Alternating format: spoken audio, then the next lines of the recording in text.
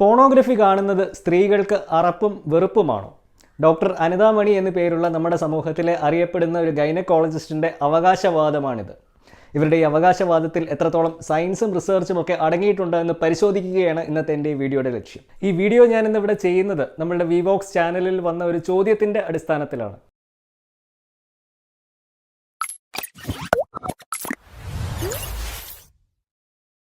നമസ്കാരം, എൻ്റെ പേര് സംഗീത് സെബാസ്റ്റ്യൻ. ഞാനൊരു സെക്ഷുവാലിറ്റി റൈറ്ററും സെക്സ് എഡ്യൂക്കേറ്ററുമാണ്.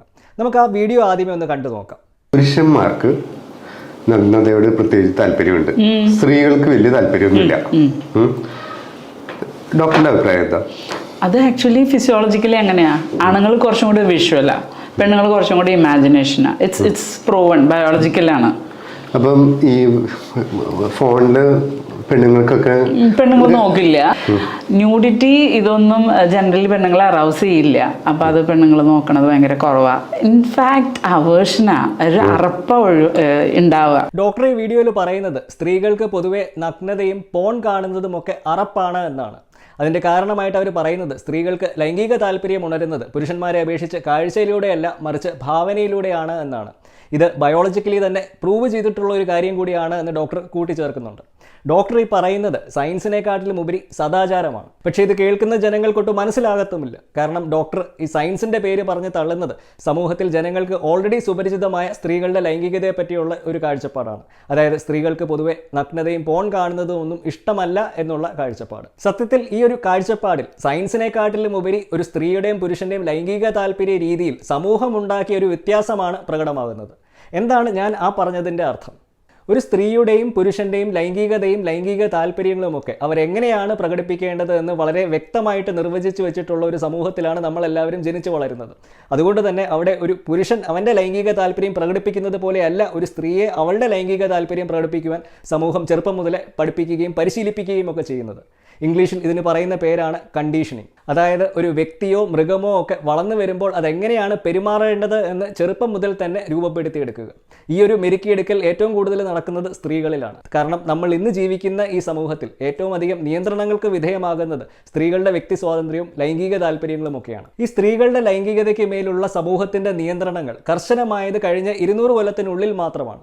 കൃത്യമായിട്ട് പറഞ്ഞു കഴിഞ്ഞാൽ ബ്രിട്ടീഷുകാർ വന്നതിന് ശേഷം ഉണ്ടാക്കിയെടുത്ത നിയമങ്ങളിലൂടെയും വിദ്യാഭ്യാസ പരിഷ്കരണങ്ങളിലൂടെയും ഒക്കെ ഉണ്ടാക്കിയെടുത്ത പുരുഷ മേധാവിത്വം പഠിപ്പിക്കുന്ന ഒരു ക്രിസ്ത്യൻ സദാചാര ബോധത്തിൻ്റെ ഭാഗമായിട്ട് കൊണ്ടുവന്ന നിയന്ത്രണങ്ങൾ. അപ്പം ഈ സദാചാര ബോധം ഇന്ന് സമൂഹത്തിൻ്റെ മൊത്തത്തിലുള്ള ഒരു കാഴ്ചപ്പാടിൻ്റെ ഭാഗമായിട്ട് മാറിക്കഴിഞ്ഞു. അപ്പം ഈ ഒരു സമൂഹത്തിൽ ജനിച്ചു വളരുന്ന ഒരു സ്ത്രീ അവരുടെ ലൈംഗിക താല്പര്യം എങ്ങനെയാണ് പ്രകടിപ്പിക്കുന്നത് എന്നുള്ളതിൽ ഫിസിയോളജിയെക്കാട്ടിലും ബയോളജിയെക്കാട്ടിലും ഒക്കെ സ്വാധീനം അവർ ജനിച്ചു വളരുന്ന ആ കൾച്ചറിനും സമൂഹത്തിനും വിശ്വാസങ്ങൾക്കുമൊക്കെയാണ്. അപ്പം ഈ സമൂഹത്തിൻ്റെയും വിശ്വാസത്തിൻ്റെയും ഒക്കെ ഭാഗമായിട്ട് ഓൾറെഡി നിലനിൽക്കുന്ന സ്ത്രീകളുടെ ലൈംഗികതയെ പറ്റിയുള്ള ഒരു കാഴ്ചപ്പാട്, അതായത് സ്ത്രീകൾക്ക് പോൺ കാണുന്നതും നഗ്നതയും ഒക്കെ അറപ്പാണ് എന്നുള്ള ഒരു കാഴ്ചപ്പാട് ഒരു MBBS MDയും ഒക്കെയുള്ള ഒരു ഡോക്ടർ സയൻസിൻ്റെ പേര് പറഞ്ഞ് തള്ളുമ്പോൾ അത് കേൾക്കുന്ന ജനങ്ങൾക്ക് വിശ്വാസ്യത കൂടുകയും ഡോക്ടർ പറഞ്ഞത് തന്നെയാണ് ശരി എന്ന് തോന്നുകയും ഒക്കെ ചെയ്യും.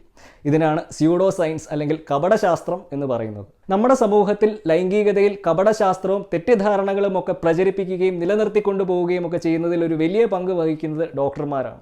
കാരണം ലൈംഗിക വിദ്യാഭ്യാസം എന്ന് പറയുന്നത് ഇന്നും ഡോക്ടർമാർ അവരുടെ മെഡിക്കൽ കരിക്കുലത്തിൻ്റെ ഭാഗമായിട്ട് പഠിക്കുന്ന ഒരു വിഷയമല്ല. പക്ഷേ ഇതവർ സമ്മതിക്കത്തുമില്ല. ഈ ഒരു വസ്തുത സ്വന്തം ജീവിതാനുഭവത്തിൽ നിന്ന് തിരിച്ചറിഞ്ഞതിന് ശേഷം തുടങ്ങിയ ഒരു പ്ലാറ്റ്ഫോമാണ് വിവോക്സ്.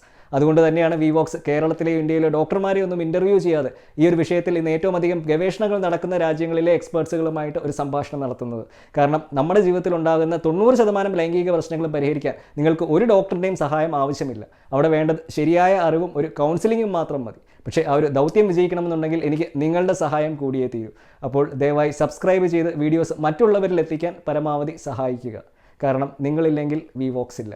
മനുഷ്യൻ്റെ ലൈംഗികതയും ലൈംഗിക താല്പര്യങ്ങളും ഒക്കെ ഡോക്ടർ അനിതാ മണി പറഞ്ഞതുപോലെ ബയോളജിക്കലി ഫിക്സ് ചെയ്തോ പ്രൂവ് ചെയ്തോ വെച്ചിരിക്കുന്നതായ കാര്യങ്ങളല്ല.